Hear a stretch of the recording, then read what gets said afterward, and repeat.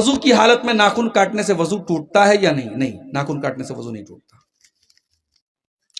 میاں بیوی پورے ننگے ہو کر کے آپس میں ملاقات کر سکتے ہیں، کوئی حرج کی بات نہیں ہے، لیکن پردے کا اہتمام کا تقاضا یہ ہے کہ انسان مکمل طریقے سے بالکل بے لباس نہ ہو۔ انسان اگر اپنے ہاتھوں سے، آج کل جیسے بعض نوجوانوں میں جو برائی ایک بڑی عام طور سے پائی جاتی ہے، اپنے ہاتھوں سے وہ جو غلط کام کرتے ہیں، اس کے بارے میں سوال کیا، اس کا کفارہ کیا ہے؟ اس کا کوئی کفارہ نہیں ہے۔ انسان اللہ تعالیٰ سے توبہ استغفار کرے اور آئندہ اس کام کے نہ کرنے کا پکا ارادہ کرے، بس یہی اس کا کفارہ ہے۔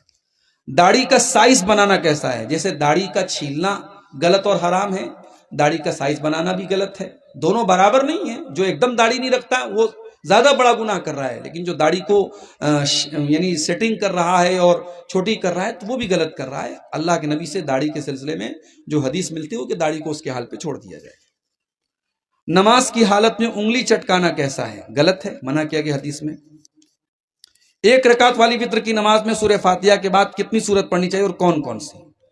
سورہ فاتحہ کے بعد آپ کوئی بھی سورت پڑھ سکتے ہیں ایک رکعت والی وتر میں۔ بہتر ہے کہ آپ سورہ اخلاص پڑھ لیں، قل هو اللہ احد، جو اللہ کے نبی تیسری رکعت میں پڑھتے تھے، وہی ایک رکعت میں آپ وہی پڑھ لیجئے، اور آپ کو اختیار ہے، آپ چاہیں تو اس کے علاوہ بھی کوئی سورت پڑھ سکتے ہیں۔ وضو کرنے کے بعد شرمگاہ دیکھنے سے وضو ٹوٹتا ہے یا نہیں؟ شرمگاہ دیکھنے سے وضو نہیں ٹوٹتا ہے، شرمگاہ کو بغیر کپڑے کے ہاتھ لگانے سے وضو ٹوٹتا ہے۔ اگر ڈائریکٹلی کوئی شرمگاہ کو ہاتھ لگائے گا تو اس کا وضو ٹوٹ جائے گا۔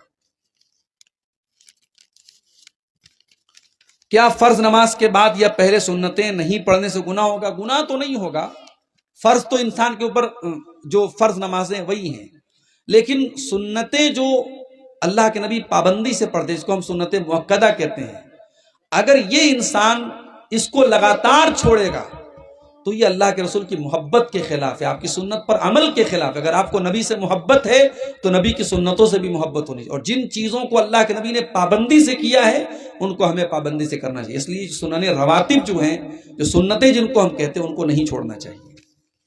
کیا قبرستان میں جا کے ماں باپ کے لیے دعا کرنا جائز ہے؟ بالکل جائز ہے، مگر کوئی دن مت متعین کیجئے، کوئی ٹائم مت فکس کیجئے۔ آپ کبھی بھی قبر پہ جا کے دعا کر سکتے ہیں، اور ہاں، قبرستان جا کر کے دعا کرنا ضروری نہیں، آپ گھر میں بیٹھ کے بھی دعا کر سکتے ہیں، مسجد میں بیٹھ کے بھی دعا کر سکتے ہیں۔ کسی کے دماغ میں یہ نہ رہے کہ ہم قبرستان جائیں گے تبھی دعا ہوگی، لیکن کبھی کبھی قبرستان جانا چاہیے، جا سکتے ہیں۔ ولد الزنا یا بنت الزنا سے شادی کرنا جائز ہے یا نہیں؟ جائز ہے، اس بیچارے کی تو کوئی غلطی نہیں، اس کے ماں باپ اس کے گناہ کے ذمہ دار ہیں، اس کی کوئی غلطی نہیں۔